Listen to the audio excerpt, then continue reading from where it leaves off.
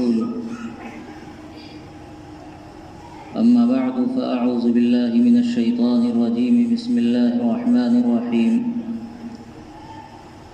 وإن من أهل الكتاب إلا ليؤمنن به قبل موته ويوم القيامة يكون عليهم شهيدا صدق الله العلي العظيم۔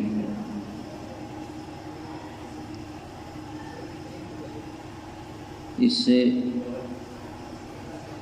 قبل بھی آپ کے سامنے ہندوستان میں ابھرنے والے ایک فتنے کے تعلق سے باتیں آئی ہوئی ہیں۔ اس سلسلے میں ہم سب کو چونکہ چوکنا رہنے کی ضرورت ہے، اس لیے اس تعلق سے معلومات کا ہونا بھی انتہائی ضروری۔ یہ فتنے قرآن و حدیث کے نام پر اور قرآن و حدیث کے نصوص سے ہی غلط اور بیجا تعویلات کر کے اس سے استدلال کر کے اپنے تعلق سے دلائل فراہم کرتے ہیں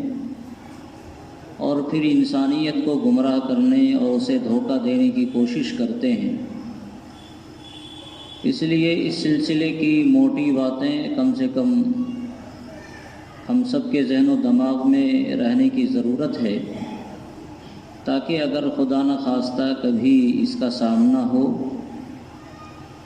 تو پھر اللہ تعالیٰ کے فضل و کرم سے اس فتنے سے اپنے آپ کو ہم سب بچا سکیں، محفوظ رکھ سکیں۔ آخری زمانے میں جب قیامت قائم ہونے والی ہوگی تو نبی اکرم صلی اللہ علیہ وسلم نے بے شمار علامتوں کے بارے میں ہمیں بتا رکھا ہے۔ یہ نہیں ہے کہ قیامت اچانک آ جائے گی، امت غافل ہو اور زمین ہل جائے، آسمان ختم ہو جائے، ریزہ ریزہ ہو جائے اور توبہ کی توفیق ہمیں نہیں ملے۔ ایسا نہیں ہوگا، بلکہ اس سے پہلے بے شمار ایسی علامتیں ظاہر ہوں گی جن علامتوں سے ایک ایمان والا اپنے آپ کو بیدار اور چوکنا رکھ سکتا ہے۔ اور انہی علامتوں میں سے دو بڑی علامتیں یہ ہیں کہ قیامت سے پہلے سیدنا امام مہدی رضی اللہ تعالیٰ عنہ دنیا میں تشریف لائیں گے، پیدا ہوں گے، اور سیدنا حضرت عیسیٰ علیہ السلام آسمان سے نازل ہوں گے اور اس دنیا کے اندر تشریف لا کر باضابطہ ایک لمبی مدت گزاریں گے، پھر ان کی وفات ہوگی۔ قیامت کے قریب خاص طور سے دو یہ بڑی شخصیتیں اور ایک تیسرا دجال، ان تینوں کے بارے میں بڑی تفصیل سے نصوص کے اندر تفصیلات وارد ہوئی ہیں۔ دجال یہ تو ایک فتنے کی شکل میں آئے گا اور اس فتنے سے بچنے کی دعا کی تلقین کی گئی ہے انسانیت کو۔ اس لیے ظاہر ہے کوئی تو یہ دعویٰ نہیں کرے گا میں دجال ہوں، اس لیے کہ یہ دعویٰ کرنے کا مطلب دنیا اس سے بدکے گی، بھاگے گی۔ دجال یہ ایسی چیز نہیں ہے کہ آدمی اس سے قریب ہو، بلکہ اس سے پناہ مانگی گئی ہے، اس سے بچنے کی دعا کی تلقین نبی اکرم صلی اللہ علیہ وسلم نے اور سارے انبیاء کرام علیہم الصلاۃ والسلام نے تقریباً فرمائی ہے۔ اس لیے کوئی آدمی آ کر دنیا میں دجال ہونے کا دعویٰ کرے، اس کا امکان کم ہے۔ لیکن دو جو بڑی شخصیتیں ہیں سیدنا امام مہدی کی اور سیدنا عیسیٰ علیہ السلام کی، ان دو شخصیتوں کی اقتدا کی بات کی گئی ہے۔ یہ دونوں بزرگ مقتدا بن کر اس امت میں تشریف لائیں گے اور وہ بندہ، وہ جماعت، وہ فرد کامیاب ہوگا جن کا تعلق ان شخصیتوں سے ہو۔ اسی لیے امت میں ہر زمانے میں ایسے سرپھرے مختلف شکلوں میں پیدا ہوتے رہے جنہوں نے امام مہدی ہونے کا دعویٰ کیا یا جنہوں نے عیسیٰ مسیح ہونے کا دعویٰ کیا، اس کا انتظار جمہور اہل سنت والجماعت کے مقابلے میں شیعہ برادری کو زیادہ ہے۔ اہل سنت والجماعت کا سیدنا امام مہدی کے بارے میں جو نظریہ قرآن و حدیث کی روشنی میں ہے، اس سے کچھ مختلف نظریہ ہے شیعہ برادری کا۔ وہ یہ سمجھتے ہیں کہ حضرت امام مہدی دنیا میں پیدا ہو چکے ہیں اور پھر پیدا ہونے کے بعد حالات کے پیش نظر ایک غار میں جا کر وہ چھپ گئے اور پھر قرب قیامت میں اس غار سے وہ نکلیں گے۔ ایک زمانہ تھا ان کے عقیدے کے مطابق جب کچھ خاص لوگوں کو ان سے ملاقات کی اجازت تھی، ہر کوئی ان سے مل نہیں سکتا تھا، لیکن ظاہر ہے اتنی بڑی شخصیت سے اگر کچھ خاص لوگوں کو ملنے کی اجازت ہو تو ہر آدمی اس کی تمنا کرے گا کہ ہم کو بھی ملاقات کا موقع دیا جائے۔ اور جب یہ رشاکشی چلی تو پھر اعلان کر دیا گیا غیبوبت صغریٰ کے بعد غیبوبت کبریٰ کا کہ اب حضرت مہدی سے کسی کو ملنے کی اجازت نہیں ہوگی، اب وہ کسی سے نہیں مل سکتے ہیں۔ اور ایک غار ہے جس کا نام ہے ان کے مطابق سر من رآ، اس غار میں وہ تشریف فرما ہے اور قرب قیامت میں جب ان کے نکلنے کا موقع آئے گا تو وہ نکلیں گے۔ یہ تو ان حضرات کی نظریات اور ان کی تفصیلات ہے جو ان کی کتابوں میں ہیں، اور اسی لیے شیعوں کے یہاں امام مہدی کا دعویٰ کرنے والے بنسبت سنیوں کے بڑی تعداد میں ان کے یہاں ایسے افراد پیدا ہوتے ہیں جو امام مہدی کا دعویٰ کرتے ہیں۔ ابھی ایک رپورٹ آئی، اس رپورٹ کے مطابق صرف 6 مہینے میں ایران میں تقریباً 3000 افراد نے امام مہدی ہونے کا دعویٰ کیا، اور یہ سب وہ افراد ہیں جن کو باضابطہ حکومت کی نگاہ میں جو لوگ آئے اور جن کو پکڑ کر جیل میں ڈال دیا گیا۔ تو آپ سوچ سکتے ہیں کہ ایسے جو حکومت کی نگاہ میں نہیں آنے والے ہوں ان کی تعداد کیا ہوگی۔ تو صورتحال کچھ یوں ہے، اور اسی لیے ہر زمانے میں اس طرح کے سرپھرے لوگ پیدا ہوتے ہیں۔ اتفاق سے ہمارا زمانہ بھی اس سے بری نہیں ہے، آج کے زمانے میں بھی، اور ہمارے پڑوس دربھنگہ ہی سے پیدا ہونے والا ایک شخص اس طرح کا دعویٰ کر رہا ہے، اور اپنے یہاں اس فتنے کا ایک مبلغ سوئے قسمت سے پیدا ہوا۔ یہ کہیے کہ اس میں بھی اللہ تعالیٰ کی حکمت کام کر رہی تھی۔ اگر یہ ظاہر نہیں ہوتا تو اس سے پہلے بھی شکیلیت کے فتنے سے بیدار کرنے کے لیے آپ کے سامنے کئی مرتبہ باتیں آئی ہیں، مگر ظاہر ہے کہ وہ بیداری نہیں پیدا ہوتی جو بیداری اس فتنے کے یہاں ظاہر ہونے کے بعد پیدا ہوئی ہے۔ یہاں الحمدللہ اس فتنے پر قابو پا لیا گیا، اور جو بندہ اس سے متاثر تھا اس کو یہاں سے رفو چکر کیا گیا، لیکن اس کا ایک بڑا فائدہ یہ ہوا کہ پوری آبادی کے اندر فتنے شکیلیت کے تعلق سے بیداری پیدا ہوئی، اور لوگ اس فتنے کو جان گئے یا جاننے کی کوشش کر گئے، یا کم سے کم اس حد تک ان کے اندر یہ بیداری آ گئی کہ یہ کوئی فتنہ ہے اور اس سے اپنے آپ کو بچانا ہے۔ اس لیے ہم سب کی ذمہ داری ہے کہ ان فتنوں کے تعلق سے اپنے آپ کو ہوشیار رکھیں۔ اور اس سلسلے میں جو بڑی شخصیتیں ہیں سیدنا عیسیٰ علیہ السلام کی اور سیدنا امام مہدی کی، ان دونوں شخصیات کے حالات زندگی اگر ہم اپنے ذہن و دماغ میں رکھیں گے تو انشاءاللہ اس فتنے سے کوئی متاثر کرنے والا فرد اور کوئی متاثر کرنے والی جماعت ہمیں انشاءاللہ متاثر نہیں کر سکتی ہے۔ جب ان حضرات کے حالات، ان کی سیرتیں، ان کی زندگی کے کارنامے اور اس زمانے کا ماحول، اس وقت کی تاریخیں جب ہمارے ذہن و دماغ میں ہوں گی، تو اگر کوئی بندہ آتا ہے ہمارے سامنے اور وہ یہ کہتا ہے کہ ہم عیسیٰ مسیح ہیں، کوئی آتا ہے اور یہ کہتا ہے کہ ہم امام مہدی ہیں، تو ظاہر ہے کہ جو حالات اور جو واقعات ہم نے ان دونوں بزرگوں کے تعلق سے قرآن و حدیث کی روشنی میں پڑھ رکھے ہوں گے اور اپنے ذہن و دماغ میں ہم نے جمع کر رکھا ہوگا، ان حالات کا موازنہ کریں گے کسی بھی دعویٰ کرنے والے فرد سے، اور دیکھیں گے کہ ان کی زندگی میں یہ حالات آئے یا نہیں آئے۔ اگر یہ حالات ان کی زندگی میں آئے ہیں اور واقعی وہ ساری علامتیں جو ان بزرگوں کے بارے میں قرآن و حدیث نے ہمیں بتا رکھی ہیں، اگر یہ حالات اور یہ واقعات اس دعویٰ کرنے والے کے اندر پائے جا رہے ہیں تب تو آدمی اسے تسلیم کرے گا، اور اگر یہ حالات و واقعات نہیں ہیں تو ظاہر ہے اس کا انکار کرنے کے لیے ہمیں کافی ہے۔ اور سب سے بڑی علامت تو یہی ہے کہ یہ دونوں بزرگ جو آئیں گے تو اپنے بارے میں کوئی دعویٰ نہیں کریں گے کہ میں امام مہدی ہوں یا میں عیسیٰ مسیح ہوں اور آپ میری اقتداء کریں، میری بات مانیں۔ ایسا کوئی دعویٰ ان حضرات کی طرف سے نہیں ہوگا، بلکہ امت خود انہیں تسلیم کر لے گی اور ان کی اقتداء میں جمع ہو جائے گی۔ اس لیے کسی بھی مدعی کے جھوٹے ہونے کے لیے یہ بات کافی ہے کہ وہ دعویٰ کر دے کہ میں فلاں ہوں، یہی اس کے جھوٹے ہونے کے لیے کافی ہے کہ وہ فلاں نہیں ہے۔ اگر وہ فلاں ہوتا، اگر وہ امام مہدی ہوتا، اگر وہ عیسیٰ مسیح ہوتا تو ان کی طرف سے دعوے کا کوئی سوال ہی پیدا نہیں ہوتا ہے۔ دعویٰ آ گیا اس کا مطلب یہ ہے کہ وہ جھوٹا ہے۔ ان حضرات کی طرف سے جو نشانیاں ان کی بیان کی گئی ہیں، ان حضرات کی طرف سے اس دعوے کا کوئی تصور ہی نہیں کیا جا سکتا ہے۔ اس لیے ان حضرات کے حالات کو اپنے ذہن و دماغ میں رکھیں۔ میں سیدنا عیسیٰ علیہ السلام کے حالات و واقعات جو خاص طور سے قرآن کریم نے بیان کیے ہیں، اختصار کے ساتھ میں اس کو بیان کر رہا ہوں، اس کو اپنے ذہن و دماغ میں رکھنے کی ضرورت ہے۔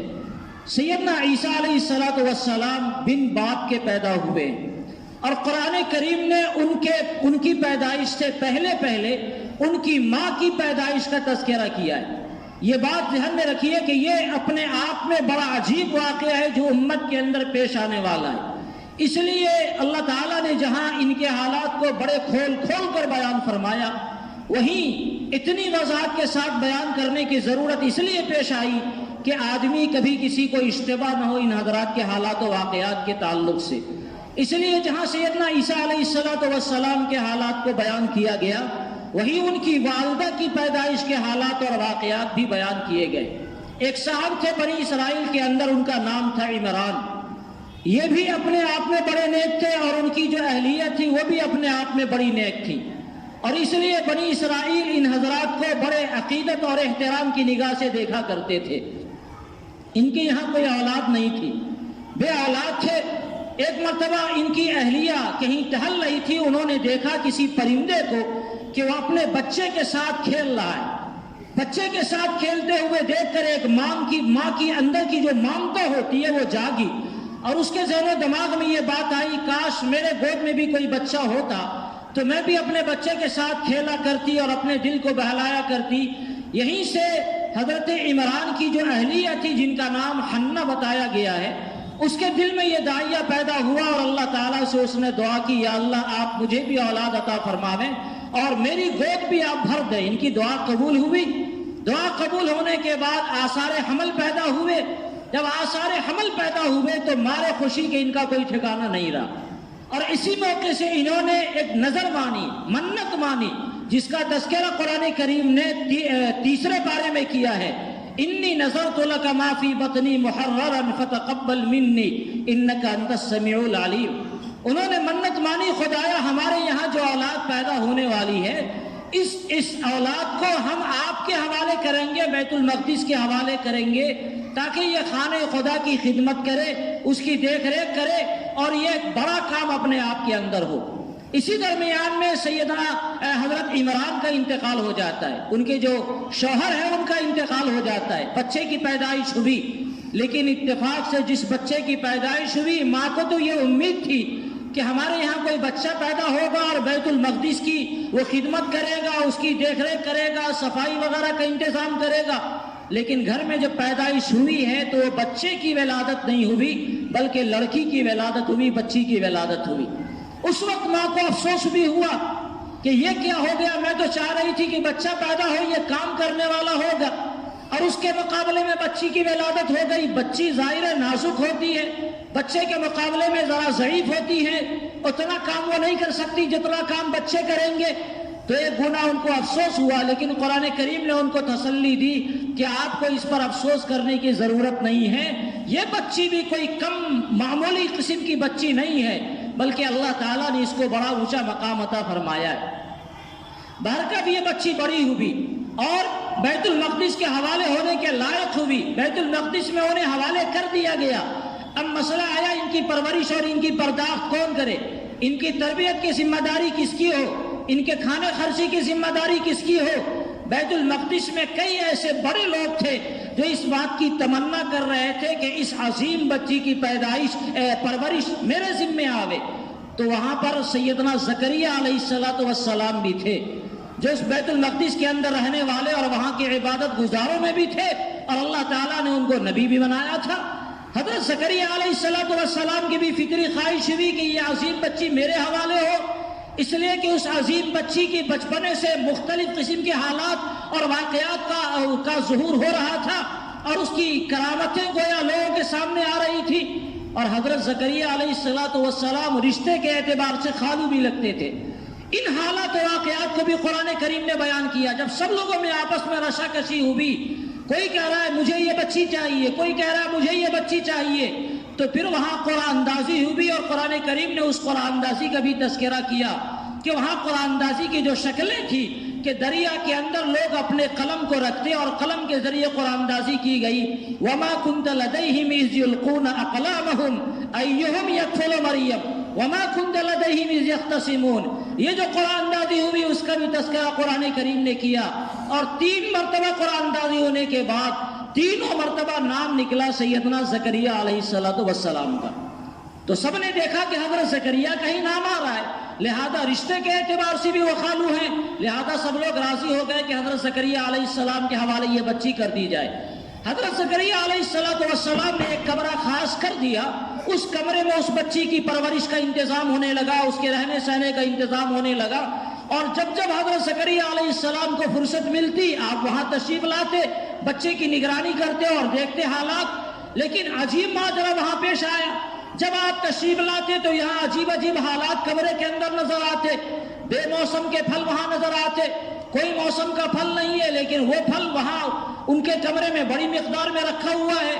تو جب بار بار حضرت زکریا علیہ السلام نے اس طرح کے حالات دیکھے تو مریم سے پوچھا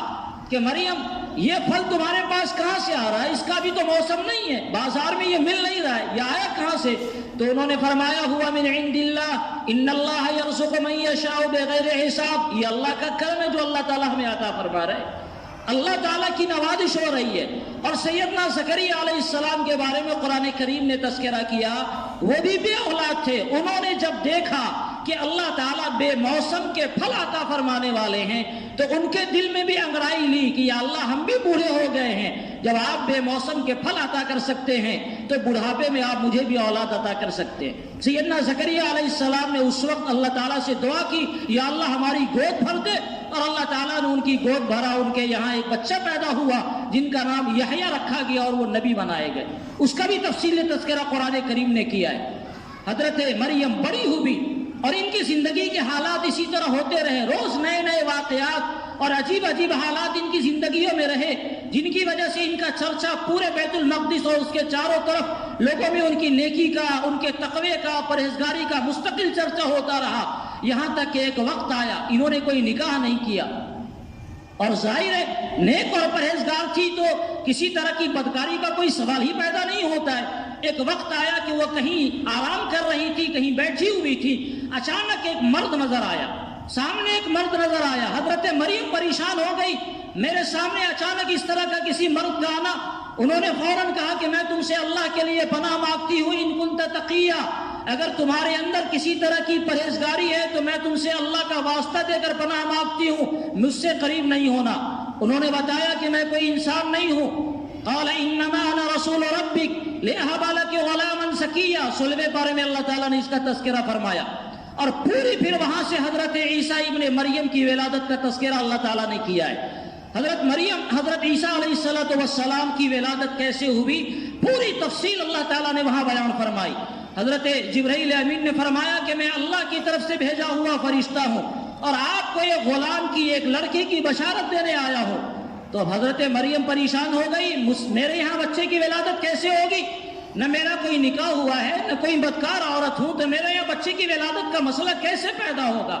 تو انہوں نے بتایا یہ اللہ کی قدرت ہے، اللہ تعالیٰ اس بچے کو دنیا والوں کے لیے نشانی بنانا چاہتے ہیں۔ چنانچہ ان کے چاک کے گریبان میں حضرت جبرائیل امین نے پھونک ماری، نتیجہ یہ ہوا کہ حمل ٹھہرا، اور پھر اپنے وقت پر ولادت کے آثار نظر ہوئے، اور پھر یہاں تک کہ ولادت کا زمانہ قریب آنے لگا۔ حضرت مریم یہ ساری صورتحال دیکھ کر پریشان ہونے لگی، یا اللہ یہ کیا ہو رہا ہے؟ میرے اندر بچے کی پرورش ہو رہی ہے، یہ بچہ سامنے آئے گا، دنیا کیا کہے گی کہ آخر مریم کو دنیا اتنا پارسا اور پرہیزگار جان رہی تھی، اور یہ صورتحال ان کے یہاں پیش آ رہی ہے۔ ولادت کا زمانہ قریب آیا تو بیت المقدس کو وہ چھوڑ کر تقریباً وہاں سے 9 میل کی دوری پر ایک مقام تھا جس کو بیت اللحم کہا جاتا ہے، وہاں وہ پہنچ گئی، اور وہاں پریشان حال تھی کہ اب کیا ہوگا میرے ساتھ، بچے کی ولادت ہوگی، دنیا کیا کہے گی۔ پھر وہ فرشتہ آتا ہے کہ آپ کو پریشان ہونے کی ضرورت نہیں ہے، اللہ تعالیٰ نے آپ کے لیے انتظام فرمایا، کھانے کا بھی انتظام فرمایا، پانی کا بھی انتظام فرمایا، اور اس بچے کو اللہ تعالیٰ نے آپ کی آنکھوں کی ٹھنڈک بنایا ہے، اس لیے بچے کی ولادت ہو کر رہنی ہے اور آپ کو غمزدہ ہونے کی کوئی ضرورت نہیں۔ بچے کی ولادت ہوئی، اور اس کے بعد اللہ تعالیٰ کی طرف سے جو سکون ملا تو حضرت مریم کو طبعی طور پر آرام ملنے لگا، بچے سے ان کا دل بہلنے لگا، لیکن کب تک وہاں اکیلے رہتی؟ بچے کو لے کر پھر گھر آنا تھا،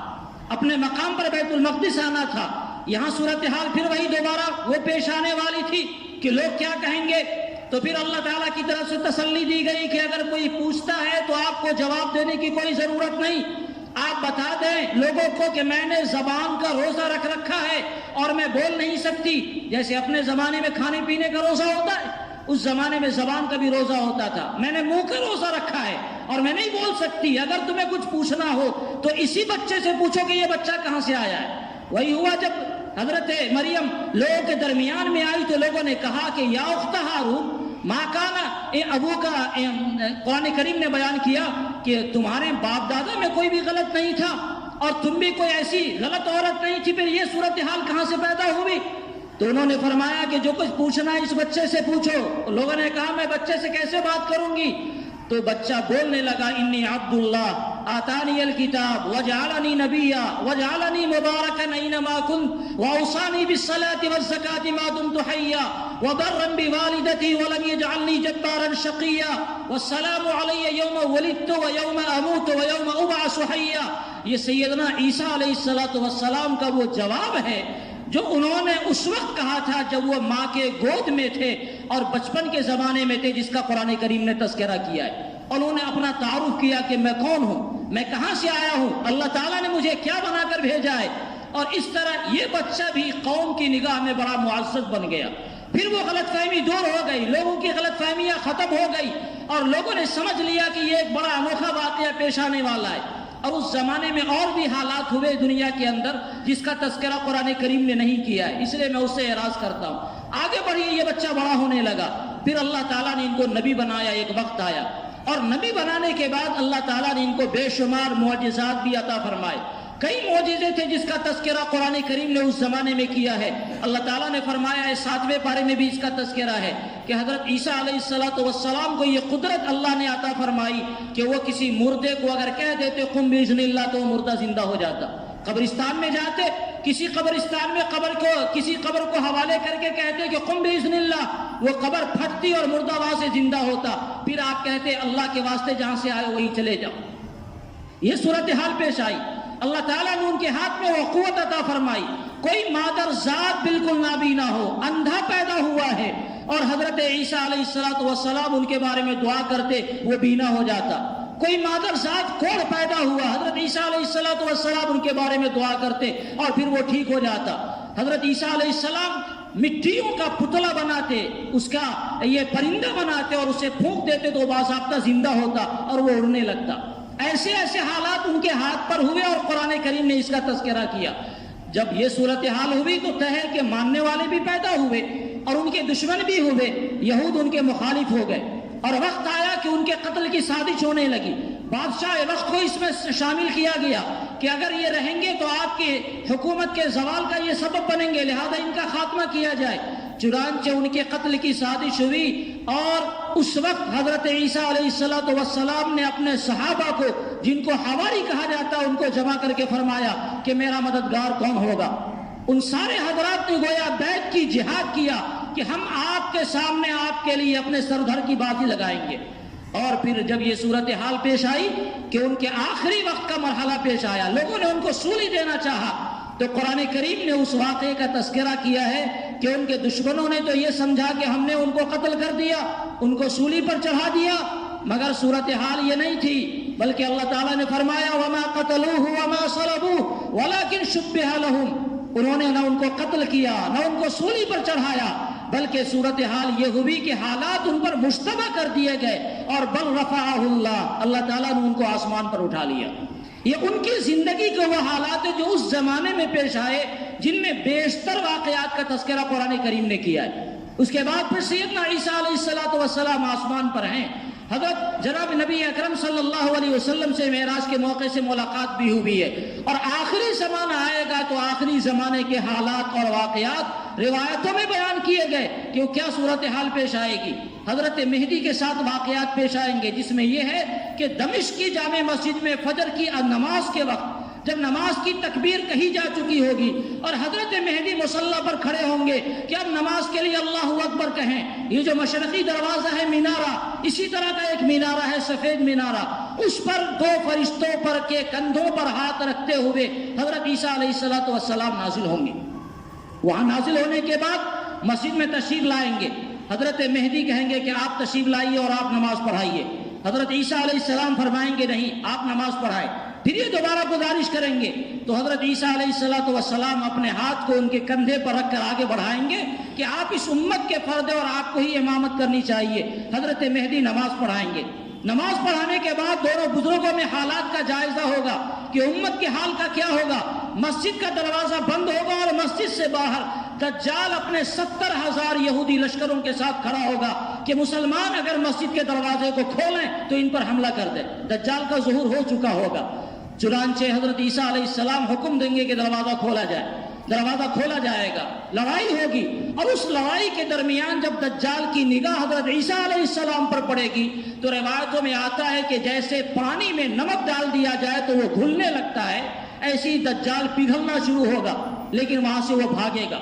اور بھاگتا ہوا اسرائیل کے شہر لد میں جائے گا، وہاں وہ پکڑا جائے گا اور حضرت عیسیٰ علیہ السلام اس کی زندگی کا خاتمہ کریں گے، ایک نیزہ ماریں گے جس سے وہ مر جائے گا، اور پھر اس نیزے کو حضرت عیسیٰ علیہ السلام بلند فرمائیں گے، دشمنوں کو دکھلائیں گے کہ تمہارا سردار مارا جا چکا ہے۔ اس کے بعد سارے یہودی بھاگنا شروع کر دیں گے، لیکن سب کو پکڑ پکڑ کے قتل کیا جائے گا۔ کوئی اگر دیوار میں چھپے گا، دیوار میں سے آواز آئے گی یا رسول اللہ یہ یہودی یہاں چھپا ہوا ہے، کوئی درخت میں چھپے گا وہاں سے آواز آئے گی یا رسول اللہ یہ یہودی یہاں چھپا ہوا ہے۔ نتیجہ یہ ہوگا کہ سارے یہودیوں کو ختم کر دیا جائے گا، ایک بھی یہودی کوئی بچ نہیں سکے گا، سلیب توڑا جائے گا، اسی طریقے سے جزیہ ختم کر دیا جائے گا۔ اس کے بعد حضرت مہدی 1 سال تک اور زندہ رہیں گے، اور حضرت مہدی کے انتقال کے بعد ساری خلافت کی ذمہ داری سیدنا عیسیٰ علیہ السلام کے ہاتھ میں آ جائے گی۔ اس کے بعد حضرت عیسیٰ علیہ السلام کا نکاح بھی ہوگا، وہ حج بھی فرمائیں گے، ان کی اولادیں بھی ہوں گی، اور پوری دنیا امن و امان کا گہوارہ بنے گا، زمین برکتوں کو اور خزانوں کو نکال دے گی، آسمان سے برکتوں کا ظہور ہونے لگے گا، اور کوئی ایک بندہ نہیں رہے گا دنیا کے اندر جو کافر اور مشرک ہو، پوری دنیا کے ہر گھر میں اسلام کا بول بالا ہوگا، اور یہ صورتحال ہوگی کہ زکوٰۃ کا لینے والا کوئی نہیں رہے گا۔ اس وقت اللہ تبارک و تعالیٰ کی طرف سے وحی آئے گی کہ ایک مخلوق کو میں بھیجنے والا ہوں جس کا مقابلہ کرنے کی صلاحیت کسی میں نہیں ہے، اور وہ مخلوق کون ہے؟ یاجوج ماجوج، جس کا تذکرہ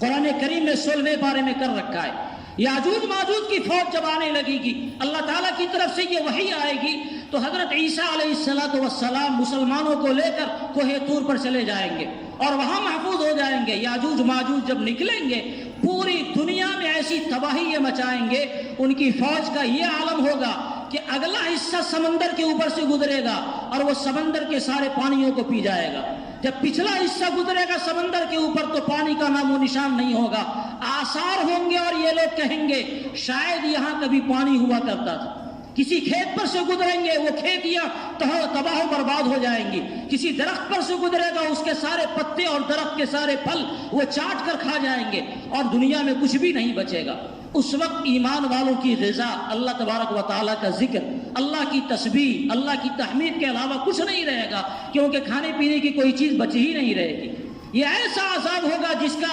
مقابلہ کرنے کی مخلوق میں صلاحیت ہی نہیں رہے گی۔ تو حضرت عیسیٰ علیہ السلام اللہ تعالیٰ سے دعا فرمائیں گے، یا اللہ اس سے نجات کی شکل پیدا فرماوے۔ اللہ تعالیٰ دعا قبول کریں گے اور طاعون کی بیماری آئے گی اور یہ سارے کے سارے مر جائیں گے۔ سب تو مر گئے، مگر پوری دنیا کے اندر لاشوں کا ڈھیر ہوگا، کہیں کوئی جگہ ہی نہیں بچی ہوگی، اور اتنے لاشوں کو ٹھکانہ لگاوے کون؟ پھر دعا کریں گے حضرت عیسیٰ علیہ السلام، اللہ تعالیٰ لاشوں کا انتظام فرمائیں گے، پرندہ آئیں گے اور یہ پرندے لاشوں کو اٹھا اٹھا کر نہ جانے کہاں لے جائیں گے۔ لیکن زمین میں گندگیاں ابھی بھی ہوں گی، پوری زمین بدبودار ہوگی، دوبارہ دعا ہوگی تو اللہ تعالیٰ بارش نازل فرمائیں گے، اور تیز بارش ہوگی جس کی وجہ سے پوری زمین سے بدبوؤں کا خاتمہ ہوگا۔ اس کے بعد حضرت عیسیٰ علیہ السلام کو طور سے دنیا میں تشریف لائیں گے، پھر جو زمانہ گزرے گا ان کا وہ زندگی رہے گی۔ آسمان سے نازل ہونے کے بعد ان کی وفات تک اللہ تعالیٰ ان کو 40 سال کا موقع عطا فرمائیں گے، جس میں یہ سارے حالات پیش آئیں گے۔ ان کا نکاح ہوگا، حضرت شعیب علیہ السلام کی قوم میں ان کا نکاح ہونا ہے، حج ہوں گے، عمرہ ہوں گے، پھر اس کے بعد ان کی اولادیں ہوں گی اور ان کی وفات ہوگی تو آقا علیہ السلام کے پہلو میں ان کو دفن کیا جائے گا۔ پھر اس کے بعد دنیا پہلے کی طرح ظلم و ستم کی آماجگاہ بنے گی،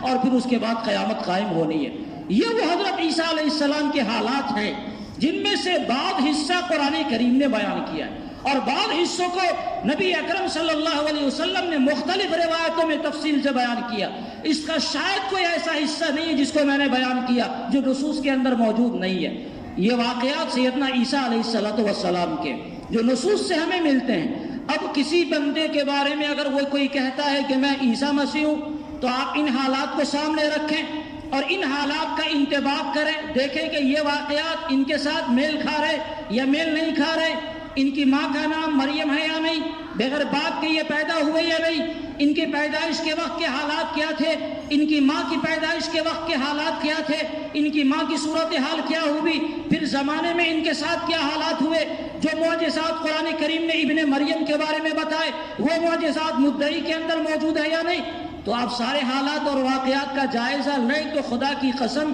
کسی بھی جھوٹا کے جھوٹے ہونے کے لیے یہ بات کافی ہوگی کہ ایک دو واقعہ نہیں ہے، دسیوں واقعات ہیں جن واقعات کا جب آپ تجزیہ کریں گے تو آپ کو لگے گا کہ مدعی میں اگر ایک دو علامتیں شاید موجود ہو جائیں تو دسیوں علامتوں کا موجود ہونا یہ ممکن نہیں ہوگا۔ یہ شکیل ابن حنیف ہو یا غلام احمد قادیانی ہو یا اس جیسے جتنے قسم کے ایسے لفنگے دنیا کے اندر آتے ہیں اور نبوت کا اور مسیحیت کا اور مہدویت کا دعویٰ کرتے ہیں، ان کے حالات کو آپ جائزہ لے کر دیکھ لیں، یقینی طور پر کسی جھوٹے کے جھوٹا ہونے کے لیے یہی بات کافی ہے۔ اور یاد رکھیے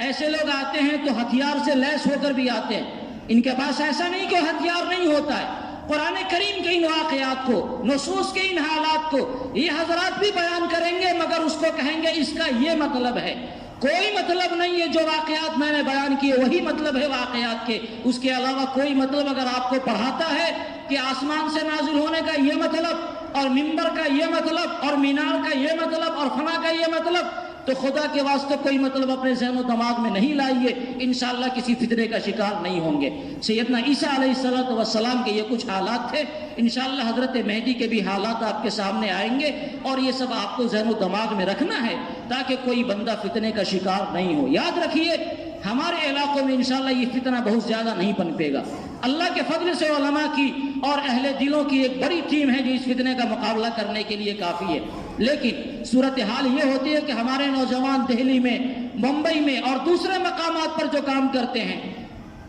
علماء سے آپ کا رابطہ جب ختم ہوگا تو یہ فتنے آپ کو شکار کرنے کے لیے کافی ہوں گے۔ ہمیشہ آپ دنیا کے جس علاقوں میں رہیں اپنے جاننے والے متدین علماء سے آپ کا ہمیشہ ہر حال میں رابطہ ہونا چاہیے۔ کوئی بھی انوکھی بات آپ دیکھیں تو اپنے جاننے والے علماء سے پوچھ لیں کہ بھائی یہ واقعات اور یہ حالات ہیں، اس طرح کا کوئی واقعہ ہے، اس طرح کوئی بیان کرنے والا بیان کرتا ہے، انشاءاللہ علماء سے آپ کا رابطہ ہوگا تو کسی فتنے کا آپ شکار نہیں ہوں گے۔ شکیلی سب سے پہلے امت کو علماء سے کاٹنے کا کام کرتے ہیں، یہ کہتے ہیں کہ تمہارے علماء کو معلوم ہی نہیں ہے۔ جب ہمارے علماء ہی کو نہیں معلوم ہے تو تم کو کہاں سے معلوم ہو گیا؟ جن لوگوں نے 20 سال 30 سال 40 50 سال باضابطہ اپنی زندگیاں قربان کر کے عربی کو سیکھا، قرآن و حدیث کے اندر زندگی گزاری، اور ان بندوں کو قرآن و حدیث نہیں آتا تو تم خبیث نے تو کہیں پڑھائی نہیں، مدرسے کا منہ نہیں دیکھا، عربی کے ایک لفظ سے تم واقف نہیں ہو اور کالج کی دو چار تعلیم شاید تمہیں آتا ہو، تو جب علماء قرآن و حدیث کو اگر نہیں سمجھیں گے تو پھر کون اور سمجھے گا؟ پوری زندگی آپ کی لگی ہو اور آپ نے سمجھیں، اور پھر کوئی دعویٰ کرنے والا دعویٰ کرے کہ میں قرآن و حدیث کو سمجھنے والا ہوں اور میں ہی سمجھنے والا ہوں اور قرآن و حدیث کے یہی مطالب ہیں جو میں سمجھاؤں، تو آپ کے پاس یہ مطالب کہاں سے آ گئے؟ 1400 سال تک کسی نے نہیں سمجھا اور آپ نے سمجھا۔